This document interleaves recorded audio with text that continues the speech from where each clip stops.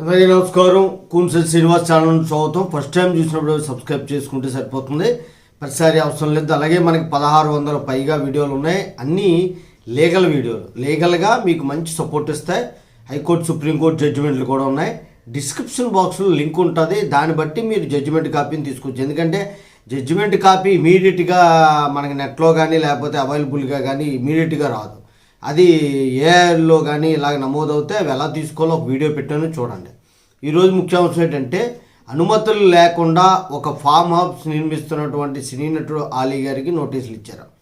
దీని గురించి పెద్ద ప్రస్తావన ఏంటి అంటే, ఒక అసలు విషయం చెప్తాను.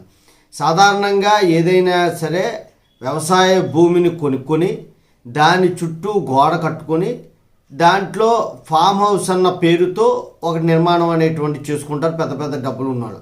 వాళ్ళు ఏం చేస్తారంటే ఒక 10 ఎకరాలు 20 ఎకరాలు 50 ఎకరాలు వారు స్తోమత పట్టుకుని మొత్తం కంచి కానీ గోడ కానీ నిర్మాణం చేసేస్తారు. దాంట్లో ఇతరులు ప్రవేశించడానికి ఎటువంటి అనుమతి ఉండదు.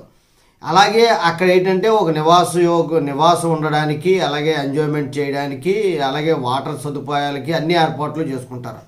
అలాంటి వాటికి అన్నిటికీ కూడా అనుమతి తీసుకోవాలి. అనుమతి తీసుకోకుండా నిర్మాణాలు అనేవి చేయకూడదు. ఈ సినిమా యాక్టర్ ఆలీ ఏం చేశాడంటే, వికారాబాద్లో నవాబ్పేట మండలంలోని ఎక్మిడి అనేటువంటి ఒక గ్రామంలో ఓ ఫామ్ హౌస్ అనేటువంటిది ఏర్పాటు చేసుకున్నారు. దానికి అనుమతులు లేవు, ఎవరో కంప్లైంట్ ఇచ్చారు. అనుమతులు లేకుండా నిర్మాణాలు చేపట్టారు అన్న విషయం మీద అక్కడ శోభారాణి అనేటువంటి సెక్రటరీ నోటీసులు జారీ చేసింది. నోటీసులు అందుకోవడం, ఫోన్ చేస్తే ఫోను లిఫ్ట్ చేయడం, ఫోన్ అందుబాటులో లేకపోవడం వల్ల అక్కడ నోటీసులు అనేవి అక్కడ ఫామ్ హౌస్ని మేనేజ్ చేస్తున్నటువంటి వాళ్ళకి అందజేయడం అనేటువంటిది జరిగింది. ఓకే, అంతవరకు బాగానే ఉంది.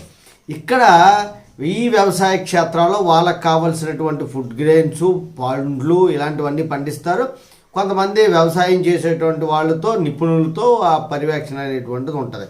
అంతవరకు బాగుంది. అసలు వీళ్ళకి వ్యవసాయం చేయాలి, ఇంత ప్రేమ ఎందుకు వచ్చింది వ్యవసాయం మీద, పండ్ల మీద అంటే, ఒకటి వాళ్ళ ఇంట్లో పురుగుల మందులు లేనటువంటి మంచి క్వాలిటీ ఉన్నటువంటి పంటలు వాడుకోవడానికి ఒకటి. రెండోది ఏంటంటే, ఎక్స్పోర్ట్ చేస్తే దానివల్ల కొంత డబ్బులు వస్తాయి. 3 అసలైంది ఏంటంటే, వ్యవసాయ క్షేత్రాల మీద చూపించినటువంటి ఇన్కమ్కి ఇన్కమ్ ట్యాక్స్ ఉండదు. ఇప్పుడు దాని మీద 5 కోట్లో 10 కోట్లో లాభం చూపిస్తే దానికి ఇన్కమ్ ట్యాక్స్ లేకుండానే బ్యాంకులో డిపాజిట్ చేసుకోవచ్చు. ఈ వైట్ మనీ కోసం చాలామంది పెద్ద వాళ్ళు వ్యవసాయ క్షేత్రాలను ఫామ్ హౌస్ల కింద చూపించి వీళ్ళు ఏం చేస్తారంటే, ఈ పంటలను పండేవి ఇంత లాభం వచ్చింది అంటారు. 10 ఎకరాలు ఉన్న రైతు లాసులో ఉంటాడు, గవర్నమెంట్ ఏమో ఎకరానికి 500 కాంపన్సేషన్ ఇస్తుంది. అదే ఫామ్ హౌస్లోడు 5 కోట్లు 10 కోట్లు వ్యవసాయ క్షేత్రం మీద ఆదాయం వచ్చిందని చెప్తే, ప్రభుత్వాలు ఎలా నమ్ముతున్నాయి, ఇన్కమ్ ట్యాక్స్ వాళ్ళు ఎలా ఎగ్జామ్షన్ ఇస్తున్నారో ఏంటో మనకు తెలియదు. దాని మీద పూర్తిగా తెలిసిన వాళ్ళు ఎవరైనా ఉంటే కామెంట్ పెట్టి నాకు వివరణ ఇస్తే నాకు కూడా అర్థమవుతుంది. ఎందుకంటే అలాంటి ఏమన్నా అంత డబ్బు ఉన్న వాళ్ళకి మేము ఎప్పుడన్నా సలహా ఇవ్వడానికన్నా అట్లీస్ట్ అవుతుంది అన్నమాట. జై హింద్, భారత మాతాకి జై.